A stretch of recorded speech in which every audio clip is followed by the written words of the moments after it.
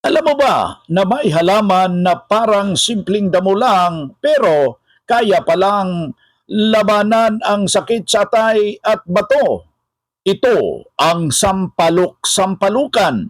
Kilala bilang stone breaker dahil nakakatulong itong tunawin ang kidney stone.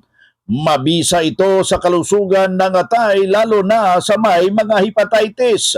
May taglayng natural na pangpababa ng asukal kaya paborito ng mga diabetiko. Nakakatulong din ito pang palakas ng immune system laban sa impeksyon. Kaya kung ang halaman kang dapat na alagaan sa bakuran, ito na yon. Ilaga ang 2 puno ng 2 basong tubig inumin.